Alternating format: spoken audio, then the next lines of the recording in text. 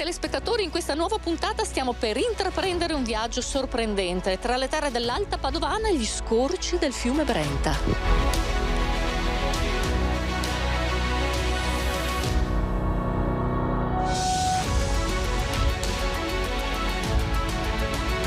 In una lunga via tra alberi secolari vi porterò in viaggio tra storia e religione.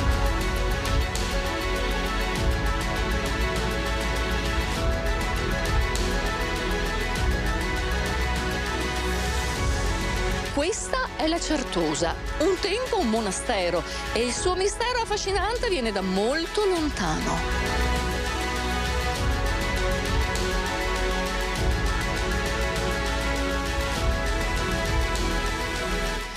Roberto, buongiorno. Buongiorno a te, Ida. In questa meravigliosa mattinata partiamo proprio dal parco del Brenta qui a Vigo d'Arzere, perché avete un vero e proprio paradiso terrestre. Direi che è un patrimonio di natura, diciamo che qui siamo nella cosiddetta Asta del Brenta, che è nel territorio comune di Vigo d'Arzere. Qui abbiamo il fiume Brenta, qui abbiamo la pista ciclopedonale, il passaggio pedonale.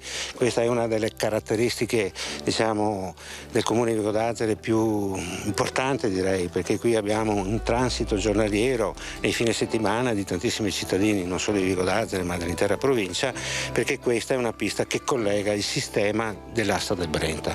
All'interno di questa realtà, che come potete vedere è fatta, insomma, è una delle caratteristiche, direi, qualitative e ambientali del nostro territorio, che noi abbiamo salvaguardato in questi anni, e tanto è vero che siamo all'interno del Parco del Brenta, e che costituiscono uno degli elementi su cui riteniamo vada investita una presenza anche dell'amministrazione pubblica rispetto alle esigenze dei cittadini, ma non tutta.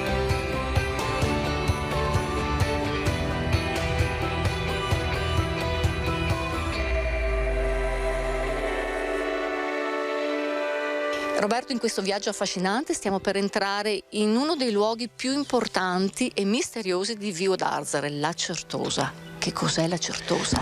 Beh, diciamo che non possiamo in pochi minuti ovviamente dire tutto quello che è Certosa, ma di sicuro possiamo sintetizzare. Allora, questo è il viale che porta abbiamo visto dall'Argine all'interno di questo monumento. La Certosa è un monumento che risale al 1500. Era un monastero, vero Roberto? È stato è iniziato nel 1510 e completato nel 1540 attraverso un lascito che fece allora il vescovo di Padova, e venne costruito questo monastero che poi nel 1540 entrarono i cosiddetti certosini, quindi un monastero che ha una vita di circa 500 anni, quindi è importante e anche misterioso, come dicevi te. Perché tutta la storia della Certosa, che è stato un monastero fino al 1700, quando la Repubblica Serenissima Venezia, attraverso un editto che fece, chiuse tutti i monasteri dell'area della terraferma a cui faceva riferimento la Repubblica, che non avevano più di 12 fratti praticamente.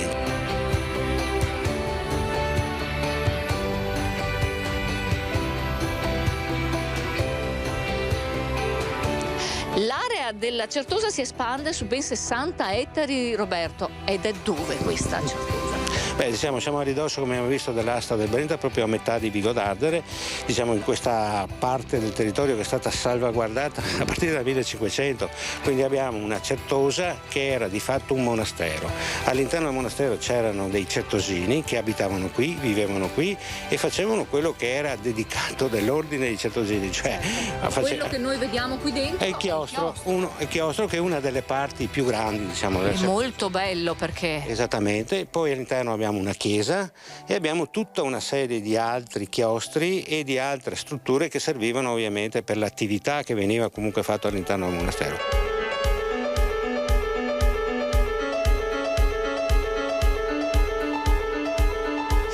Roberto, giriamo attorno alla Certosa. Qui abbiamo l'area con un grande albero che poi andremo a vedere, e una volta qui c'era un grande bosco. Tutta l'area, diciamo, dell'Ansa dove c'è la Certosa aveva un grande bosco, che era una delle caratterizzazioni che c'erano intorno a questo monumento.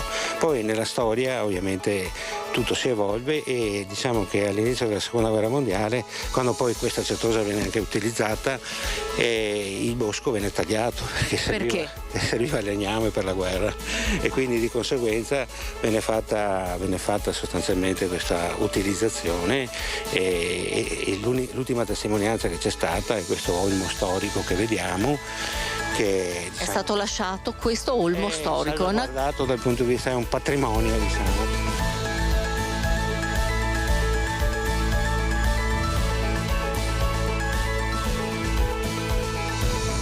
Roberto, tu mi dicevi che qui c'erano gli orti e alle nostre spalle le casette di questi frati certosini, le dimore dei frati. Sì. Infatti, come vedete, c'è proprio l'edilizia, diciamo, chiamiamola, dove vivevano questi frati, che è questa parte qui, e dove di fronte alle casette ognuno coltivava l'orto per la sussistenza e tutto quanto. Quindi all'interno della Certosa, che aveva questa caratteristica di monastero, c'era anche la cosiddetta autosufficienza da parte dei certosini, i quali ovviamente utilizzavano la parte che era di competenza della Certosa, certo. per vivere. Ci sono anche delle cantine belle, importanti in questa struttura. Diciamo che all'interno del complesso della struttura ci sono delle cantine che sono sottoterra, che poi sono state nel tempo che utilizzate proprio come cantine, insomma, che adesso sono chiuse, che rappresentano una delle caratteristiche. Si dice che da queste cantine partisse una specie di tunnel, di corridoio che collegava la Certosa, diciamo, con l'Oltre. E tu personalmente mi dicevi, li hai visti, avevo 20-25 anni, bazzicavo proprio la Certosa. Sì, avevo cominciato a frequentare la Certosa, e quindi nelle visite che avevo fatto, insieme anche con le proprietarie, insomma,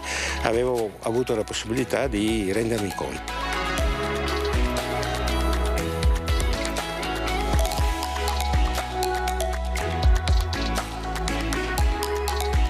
Cristina, questo è uno dei grandi alberi che i turisti che passeggiano attorno all'area della Certosa possono vedere, possono ammirare, anzi vorrei dire possono contemplare la maestosità, l'energia.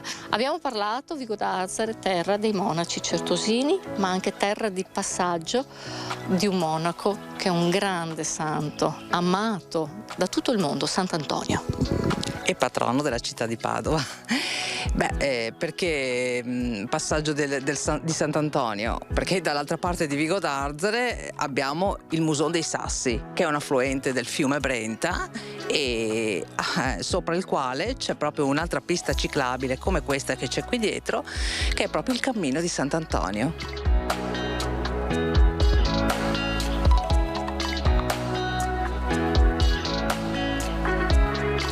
In passeggiata sul cammino di Sant'Antonio, siamo proprio nel cammino di Sant'Antonio, abbiamo un pezzo di storia datato 1915, un ponte questo essenziale che collega Cadoneghe con Vigo d'Arzere. Un ponte storico perché 1915 ha più di 100 anni, dove è stato fatto in passato un collaudo, e adesso è stato predisposto quello che è un'opera di risistemazione di tutto il manufatto, di modo che sia messo in sicurezza sia per Cadoneghe che per Vigo d'Arzere. Ci troviamo proprio sul cammino di Sant'Antonio, ma anche sul percorso del Musone dei Sassi.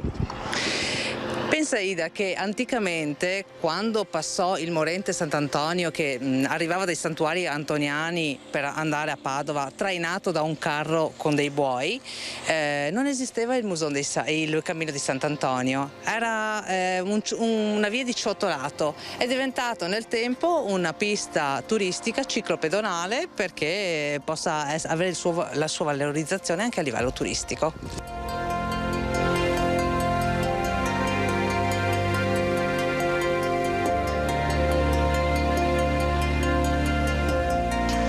Ci troviamo proprio nel cammino di Sant'Antonio, stiamo passeggiando dove è transitato il frate morente. Vogliamo raccontarlo al nostro pubblico a casa? Stiamo parlando del XIII secolo, frate Antonio dimorava negli ultimi mesi della propria vita nei santuari antoniani di Campo San Piero, fu portato attraverso un carro e dei buoi fino a Padova, però poco più distante da qui c'è proprio il capitello in cui lui morì. Da da quel momento questa via è stata dedicata, e anche la statale del Santo che abbiamo qui accanto, proprio a Frate Antonio, per poi nel tempo evolversi ed assumere un significato turistico religioso. Noi sappiamo che Padova e tutta la provincia di Padova è particolarmente sensibile al turismo religioso grazie a Frate Antonio, ma anche voi avete un progetto ambizioso proprio per questa via. Il progetto fa parte di un progetto molto più ampio che include Vico d'Arzere come centrale e connessione tra l'Alta Padovana e Padova, visto che ci troviamo sulla cintura di Padova, ed è quello di assegnare ai pellegrini che passeranno attraverso questo cammino una carta del pellegrino e, se volessero, anche l'assegnazione di una guida biblica per accompagnarli durante il loro cammino di fede. Un vero e proprio cammino di fede che porta fino a Padova. Un cammino di fede per il pellegrino, ma anche di relax per il turista.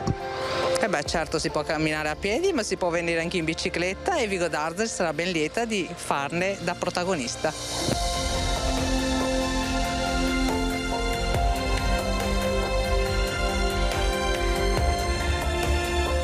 Non è solo il convento a raccontarci la storia di questo straordinario territorio, molte sono ancora le sorprese che ci riserverà Vico d'Arzere. Vi do appuntamento allora la prossima settimana per i nostri nuovi viaggi e vi ricordo, se avete piacere rivedere le nostre puntate, potete farlo sul nostro sito www.reteveneta.it nella sezione produzioni. Grazie e buona serata.